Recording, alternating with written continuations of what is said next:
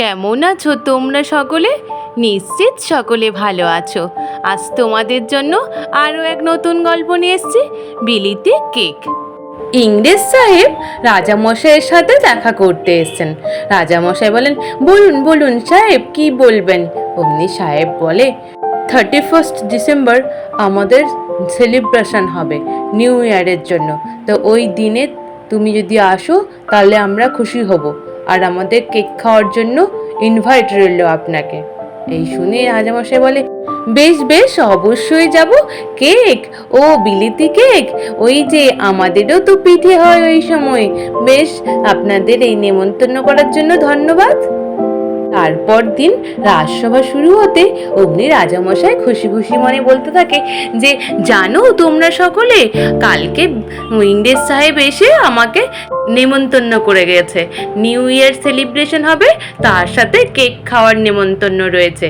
এই কথা শুনেই মন্ত্রীমশাই বলে, রাজামশাই আপনাকে কেক খাওয়ার নেমন্তন্ন করেছে, তার সাথে যদি আমাকে ডাকতো খুব ভালো হতো। তাহলে আসলে আমি অনেক দিন বিলিতি কেক খাইনি। এই কথা শুনে গোপাল বলে, রাজামশাই বিলিতি কেকের নাম শুনে তো মন্ত্রীমশাইয়ের জিভে জল চলে এলো। মন্ত্রীমশাই তখন বলে, রাজামশাই দেখলেন তো কেমন করে গোপাল চিমটি কেটে কথা বলে। গোপাল বলে, আমি কোথায় ভুল বললাম? বিলিতি কেক খাওয়ার যখন আপনার এতই ইচ্ছে, তো রাজামশাইয়ের সাথে পেছন পেছন চলে গেলেই হয়। অমনি মন্ত্রীমশাই বলে, রাজামশাই আমি আমার সরল মনে, সাদাসিধা মনে আমি সত্যি কথাটাই বলে ফেলেছি। এটা কি আমার অন্যায় হয়েছে? রাজামশাই বলে, বেশ বেশ, তোমরা সকলে চুপ করো। এখন আমি একটা কাজের কথা তোমাদের কাছে জিজ্ঞেস করি। আচ্ছা বলো তো, তোমরা এই 1 বছরে কে কি কাজ করেছো? প্রথমে সেনাপতি মশাই বলে, রাজামশাই আমি তালিম দিয়ে 100 জন আরো সৈন্য বাড়িয়ে তুলেছি। আর সঙ্গে সঙ্গে সভাকবি বলে, রাজামশাই আমি 350 খানা ওই যে পদ্য লিখেছি। তারপর অমনি পণ্ডিত মশাইকে জিজ্ঞেস করে, বলে, পণ্ডিত তুমি কি করেছো 1 বছরে? পণ্ডিত মশাই বলে, আমি বাচ্চাদের সুশিক্ষা দিয়েছি। তারপর অমনি বৈদ্যমশাই বলে, রাজামশাই আমি রোজ রোজ রোগীদেরকে ভালো করে চিকিৎসা করে সুস্থ করে তুলেছি রাজামশাই। রাজামশাই বলে, আচ্ছা তাহলে গোপাল, গোপাল তুমি কি করেছো? গোপাল তখন বলে, রাজামশাই আমি আমার হাস্যরস দিয়ে রাজসভার সকল সদস্যদের হাসিয়ে রেখেছি। ওই শুনে রাজামশাই বলে, এছাড়া তুমি আর কি করেছো? গোপাল তখন বলে, রাজামশাই আমি আমার বুদ্ধি খাটিয়ে আমাদের এই রাজ্যকে নানা রকম শত্রুদের হাত থেকে বাঁচিয়েছি। এই কথা শুনেই অমনি মন্ত্রীমশাই বলে, হ্যাঁ উদ্ধার করে ফেলেছো। সঙ্গে সঙ্গে অমনি রাজামশাই বলে উঠলেন, আচ্ছা মন্ত্রী তুমি কি করেছো আগে বলো। মন্ত্রী তখন বলে, রাজামশাই আমি তো সময় মতো এসছি আর গেছি। এই কথা শুনে রাজামশাই বলে, ও সময় মতো শুধু এসেছো, এটাই তোমার কাজ? গোপাল বলে, রাজামশাই আরো অনেক কিছু কাজ রয়েছে, মন্ত্রীমশাই মনে পড়ছে না, আমি মনে করিয়ে দেবো মন্ত্রীমশাই কি কাজ করেছেন। মন্ত্রীমশাই বলে, কি কাজ গোপাল, তোমার কি মনে আছে আমি এমন কাজ করেছি? গোপাল বলে, যেমন আপনি অনেক দুষ্কর্ম করেছেন, তারপর কোষাগার থেকে অনেক টাকা সরানোর মতলব আঁটিয়েছিলেন, সেগুলো তো কিছু সফল হতে পারেননি, তবুও সেটা আমার জোরে। এইসব শুনে রাজামশাই বলে, বেশ বেশ তোমাদেরটা শুনলাম, এবার বিজ্ঞানী, বিজ্ঞানী তুমি কি করেছো? বিজ্ঞানী মশাই বলে, রাজামশাই আমি 1 বছর ধরে আমার অনেক পরিশ্রম দিয়ে আমি একটা উড়ুক জাহাজ বানিয়েছি রাজামশাই। রাজামশাই তখন বলে, তাই কেমন দেখি তোমার উড়ুক জাহাজ, আর কেমন ওটা কাজ করে? বলে, রাজামশাই ওই উড়ুক জাহাজে করে আমরা অনেকটা দূর যেতে পারবো অল্প সময়ের মধ্যে, ওখানে 10 জন আমরা বসতে পারবো। রাজামশাই তখন বলে, তোমার উড়ুক জাহাজ কি তৈরি হয়ে গেছে বিজ্ঞানী? বিজ্ঞানী বলে, হ্যাঁ রাজামশাই তৈরি তো হয়েও গেছে, শুধু আপনারা বলুন কবে উড়ুক জাহাজে করে বেড়াতে যাবেন। এই কথা শুনে রাজামশাই বলে, হ্যাঁ হ্যাঁ আমরা একটা সময় আর দিনক্ষণ ঠিক করি, তাহলে ওই উড়ুক জাহাজে করে আমরা সকলে মিলে ঘুরতে যাব, কেমন? এবার রাজসভা শেষ হয়ে যাওয়ার পরে মন্ত্রী মশাই ঘরের মধ্যে বসে বসে চিন্তা করতে থাকে যে উড়োজাহাজের কথাটা যদি আমি সাহেবদেরকে জানিয়ে দিই তাহলে সাহেবরা আমাকে অনেক মোহর দেবে। এই ভেবে অমনি সাহেবদের কাছে গিয়ে বলতে থাকে।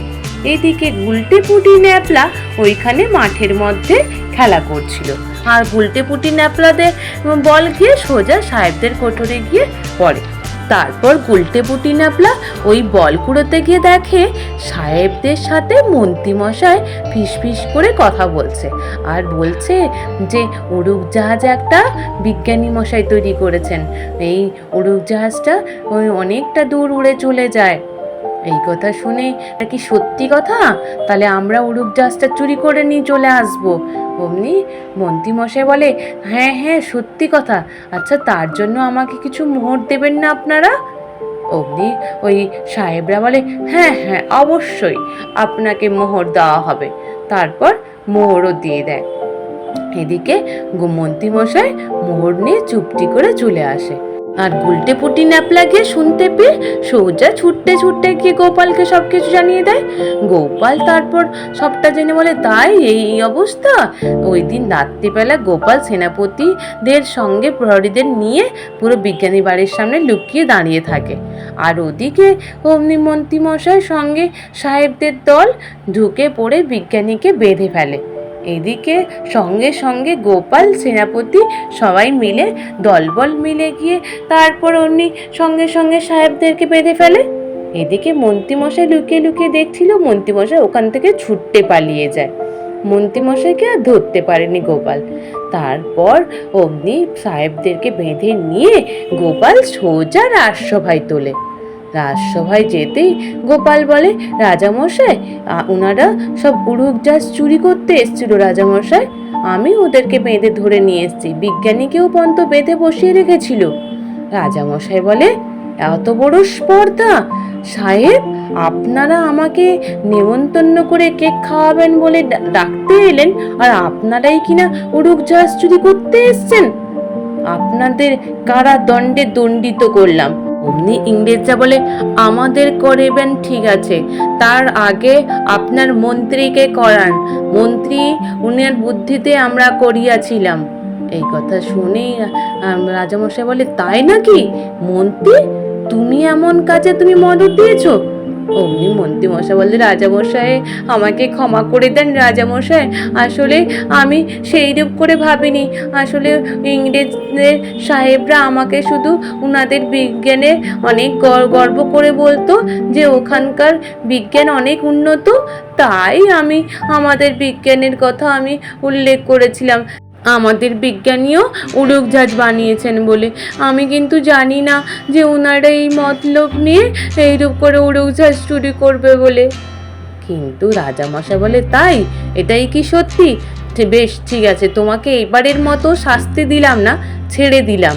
এদিকে সাহেবদেরকে টানতে টানতে কারাবন্দি করে দিয়ে আসে। রাজসভা শেষ হয়ে যাওয়ার পরে গোপাল গুলটে পুটি ন্যাপলাদেরকে নিয়ে ভোলা ময়রার দোকানে মিষ্টি খাওয়াচ্ছিল। তারপর অমনি ওখান থেকে রাজামশাই প্রহরীকে পাঠান গোপালকে ডাকার জন্য। প্রহরী গিয়ে গোপালকে বলে, গোপাল দাদা তোমাকে রাজামশাই ডাকছেন। অমনি গোপাল তখন ওখান থেকে চলে আসে, রাজামশাইয়ের কাছে এসে বলে, রাজামশাই কি ব্যাপার, আপনি আমাকে ডেকে পাঠালেন যে?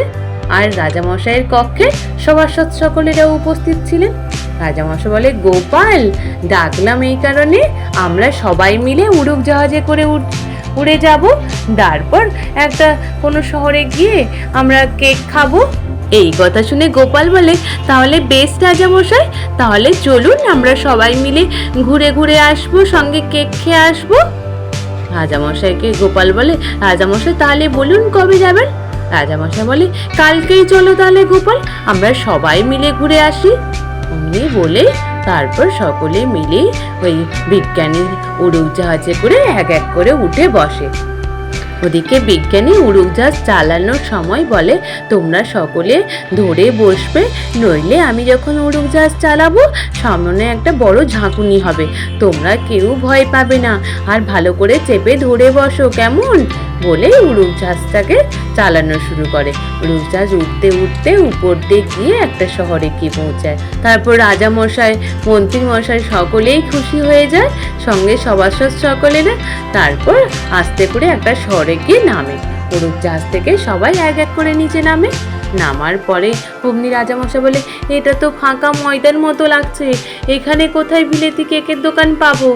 অমনি বিজ্ঞানী বলে, চলুন রাজামশাই, আমরা একটু ভেতরের দিকে গিয়ে দেখি, ঠিক নিশ্চিত আমরা পাবো।